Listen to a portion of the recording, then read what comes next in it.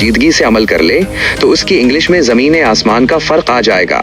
आइए आपके उन चारों पॉइंट्स को पूरी तफसील के साथ समझते हैं कि उन 3 से 4 महीनों में रोज़ाना क्या और कैसे करना है। 1. पहला मरहला, संजीदगी और दिलचस्पी। बी सीरियस और टेक इंटरेस्ट। ये आपके सफ़र की बुनियाद है। अगर नीयत मजबूत नहीं होगी तो बंदा 2 दिन बाद छोड़ देता है।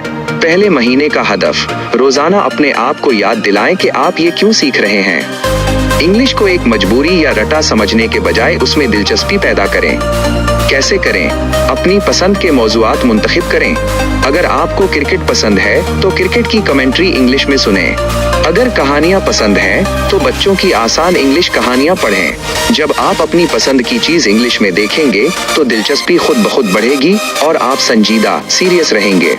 2. दूसरा मरहला, सुनना, लिसनिंग।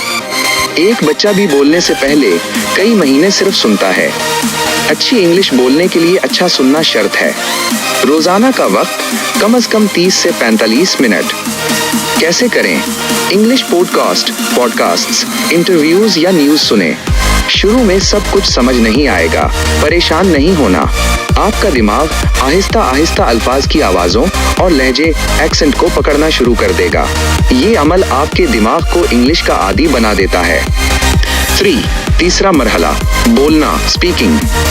सिर्फ सुनने से ज़बान नहीं खुलती जब तक आप अपनी ज़बान से अल्फाज अदा नहीं करेंगे। रोज़ाना का वक्त कम से कम 15 से 20 मिनट। कैसे करें?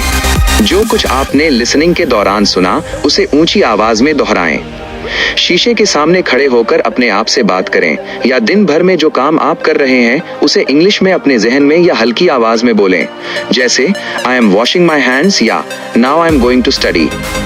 झिझक और गलती का खौफ बिल्कुल ख़त्म कर दें। 4. चौथा मरहला, रोज़ाना की मश्क, डेली प्रैक्टिस फॉर 3-4 मंथ्स। ये सबसे अहम कड़ी है जो पिछले तीनों मराहिल को आपस में जोड़ती है। यहाँ आपने तसलसल, कंसिस्टेंसी रखना है। रोज़ाना का शेड्यूल, इन 3 से 4 महीनों में एक दिन का भी नागा गैप नहीं होना चाहिए। कैसे करें? रोज़ाना कोई से 3 नए अल्फाज सीखें और उन्हें जुमलों में इस्तेमाल करें।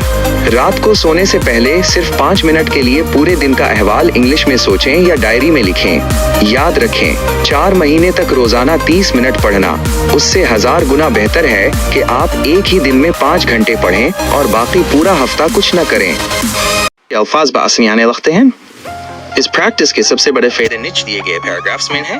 1. Confidence our fluency, main इजाफा। Daily WhatsApp groups, mind voice messages भेजने और कॉल्स पर बात करने से आपका अंदरूनी डर और हिचकिचाहट, हेजिटेशन खत्म होती है। शुरू में जब हम नए अल्फाज बोलते हैं तो डर लगता है, लेकिन जब आप रोजाना 1 घंटा बोलने की प्रैक्टिस करते हैं तो दिमाग इंग्लिश में सोचना शुरू कर देता है। इससे आपकी फ्लुएंसी बढ़ती है और आप बिना रुके बिल्कुल नेचुरल अंदाज में बात करने के काबिल हो जाते हैं। 2.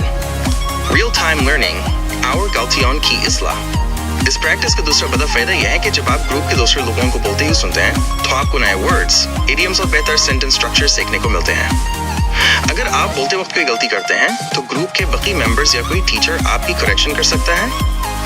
यह ऐसी लर्निंग है जो किताबें पढ़ने से ज्यादा जल्दी असर करती है, क्योंकि आप लाइव कम्युनिकेशन सीख रहे होते हैं।